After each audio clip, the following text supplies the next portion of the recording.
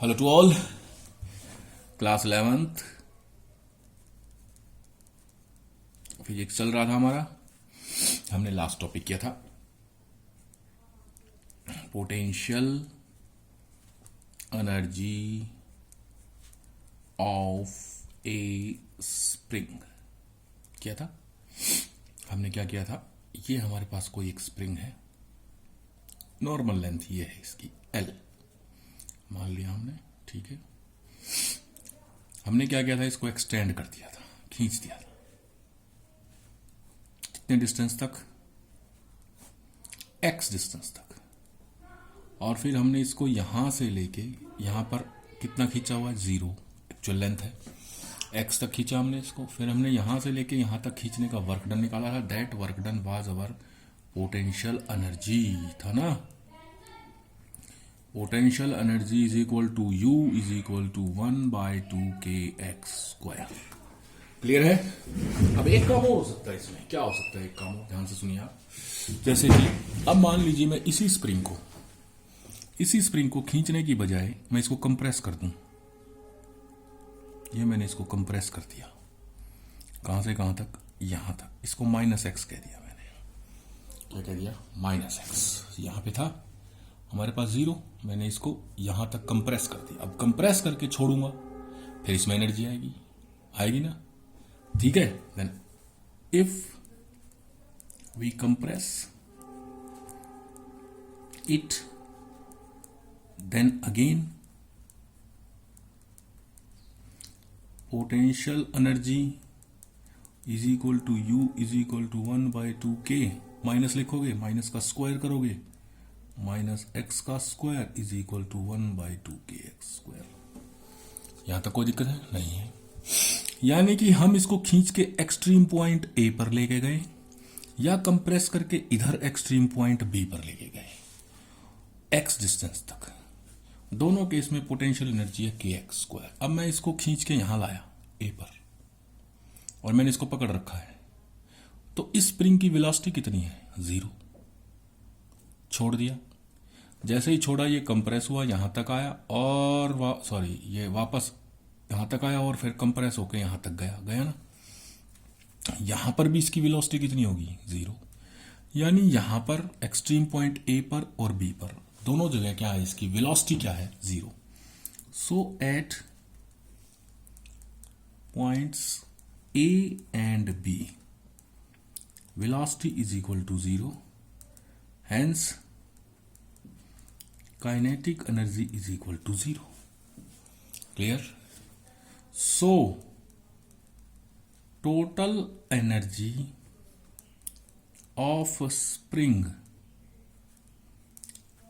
at A and B, that is at extreme points यानी इधर गति करी तो लास्ट और कंप्रेस हुआ तो लास्ट, यहां ए और बी है, is only potential energy. Clear है?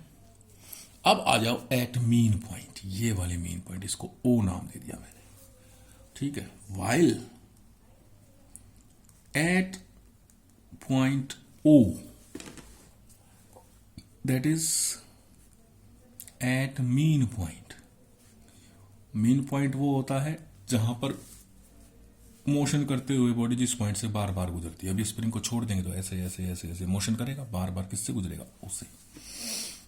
x is equal to 0, x तो 0 है।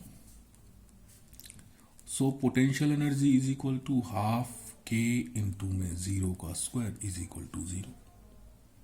Clear? Then total energy is only kinetic energy.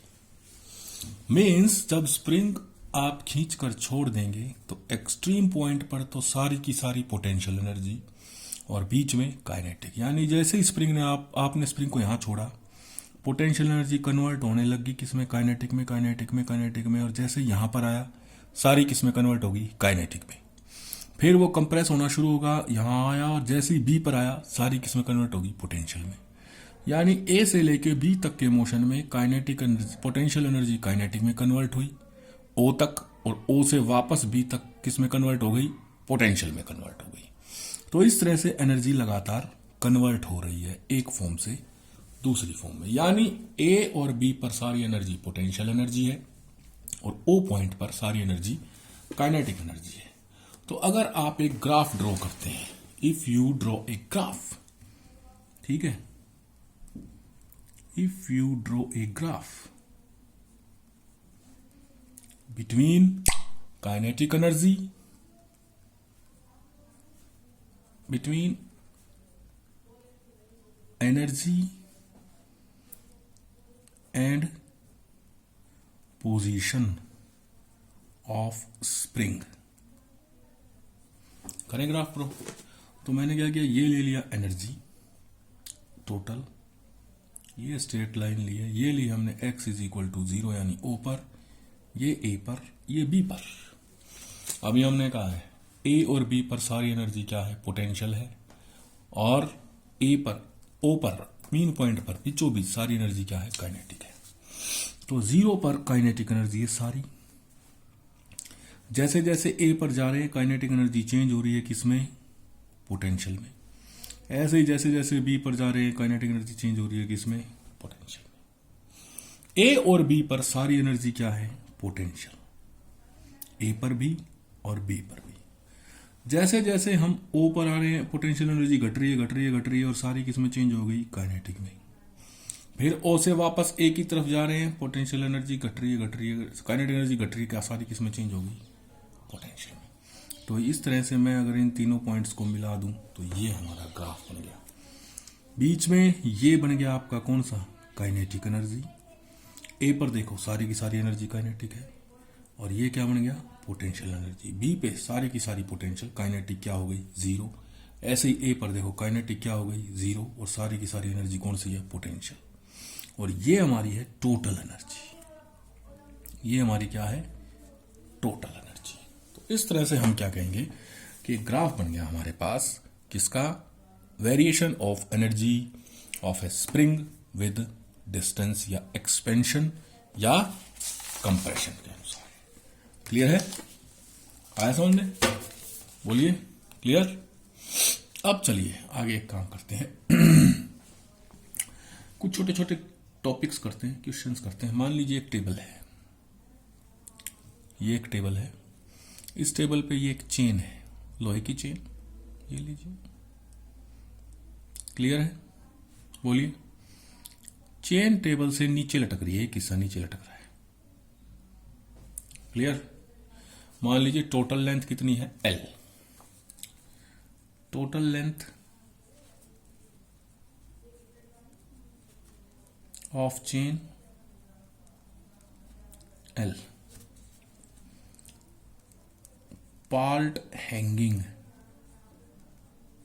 जो पार्ट टंग रहा है वो है 1/n ऑफ L। लेंथ का 1/n हिस्सा, मान लो लेंथ 10 सेंटीमीटर, उसका 1/2 हिस्सा लटक रहा है, ठीक है। ऐसे तो ये कितना हिस्सा लटक रहा है, L/n। ये हिस्सा लटक रहा है L/n। अब हमें इसको वापस ऊपर खींचना है, तो कितना वर्क करना पड़ेगा। तो क्वेश्चन बन गया, work done in pulling a chain against gravity. Work done in pulling a chain against gravity, ठीक है, बोलो। अब अब इसको ऊपर खींचना पड़ेगा। खींचने के लिए हमें ऊपर लेके जाना पड़ेगा। वर्क डन इसके मास पर डिपेंड करेगा, कितना मास है, इस हिस्से का कितना मास है, उसी के हिसाब से वर्क करना पड़ेगा। Let small m is mass per unit length.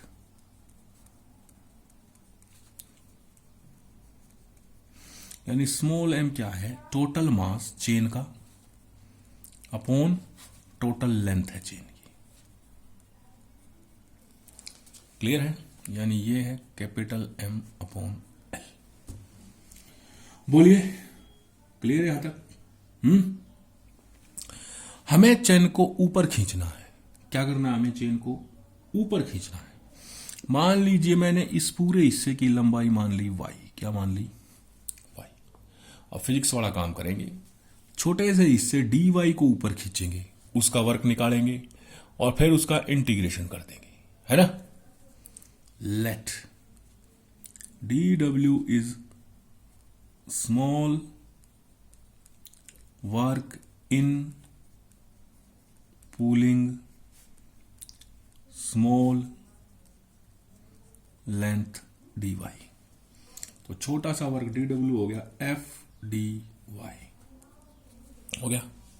अब आपको पता है किसी वस्तु को ऊपर उठाना है तो फोर्स कितना लगाना पड़ेगा? उसके वेट के बराबर। वेट हो गया mg dy। अब वेट तो हमें किसका लगाना है? इस पूरी का निकालना है ना, L/N का। तो निकालेंगे क्यों नहीं? चले आगे, चलिए। तो यहां पे हमने किया है m is mass per unit length, mass upon length. इसका मतलब क्या है? Mass of unit length is equal to small m। Unit length का मतलब 1 सेंटीमीटर का मास। मास ऑफ कितनी है? y length. y length is equal to my। हो गया? लिख दो यहां पर मास की value. Then dw is equal to myg dy। हो गया? बोलिए, चलो आगे। फॉर कंप्लीट वर्क, पूरे वर्क के लिए integration dw is equal to integration mg, बाहर आ गया y dy। हमें पूरा वर्क निकालना, इस पूरी को खींचने का, यानी 0 से L/N तक। यहां से खींचना शुरू किया, L/N पूरी खींच दी तो वर्क डन आ जाएगा ना पूरा। 0 से L/N क्यों किया? हमें पूरी लेंथ खींचनी है y यहां तक की, तो ये पूरी लेंथ कितनी है? L/N। तो हमने इंटीग्रेशन कर दिया 0 से L/N का, पूरा आ गया। इसको खोलेंगे mg इंटू में इंटीग्रेशन, पावर में 1 जोड़ो, नई पावर से भाग कर दो, 0 से L/N। w is equal to mg into में y की जगह ये लिखो L/N का स्क्वायर अपॉन 2 माइनस 0 लिखो 0 का स्क्वायर बाय 2। तो w इज इक्वल टू क्या आ गया? 1/2 mg L square by N square. आ गया? क्लियर? बोलिए। तो ये है हमारे पास क्या? Work done in pulling a chain. Small m क्या है? ये रहा, mass per unit length. Also 1/2 small m को मैंने लिख दिया capital M by L into में g L square by N square. एक L से एक L कट गया, तो this work will be equal to half mg L by N square. This work will be half mg L by N square. क्या किया है? mg y square, power में 1 जोड़ा, नई पावर से डिवाइड कर दिया। लिमिट तो आपको बता दी 0 से L/N। y की जगह ऊपर वाले लिमिट रख दी L/N का स्क्वायर अपॉन 2 माइनस y की जगह नीचे वाले लिमिट 0 का स्क्वायर बाय 2। ये तो खत्म 0। ये बच गया 1/2 mg L का स्क्वायर अपॉन n, नीचे आ गया n का स्क्वायर, 2 ये बाहर ले आए 1/2। अब स्मॉल m क्या है हमारे पास? स्मॉल m है मास पर यूनिट लेंथ, यानी यूनिट लेंथ का मतलब क्या है? 1 सेंटीमीटर की। 1 सेंटीमीटर का मास कितना है? Small m। हमें कितनी ऊपर लेके जानी है? y centimetre. तो मास कितना हो गया? my। यहां हमने मास की वैल्यू रख दी my, फिर हमने y की लिमिट लगा दी 0 से L/N, यानी यही तो ऊपर लेके जानी थी। तो हमारा सॉल्यूशन आ गया ये 1/2 mg L by N square. ठीक है? बोलिए, क्लियर? आगे चले। अब एक टॉपिक और बन जाता है हमारे पास। क्या बन गया? मान लीजिए आपके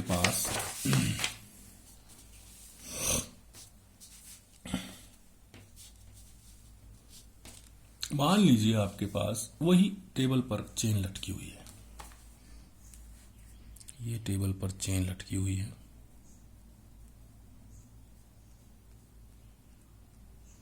ठीक है? अब नीचे वाला हिस्सा भारी है, तो जाहिर सी बात है नीचे खिसक जाएगी ना। तो हमें निकालनी है velocity of chain while leaving the table। जब कोई चेन टेबल से ऐसे नीचे सरक रही है तो उसकी वेलोसिटी कितनी होगी। Let 1/nth of chain is hanging. कितनी चेन हैंगिंग कर रही है, 1/nth। ठीक है, क्लियर, बोलो।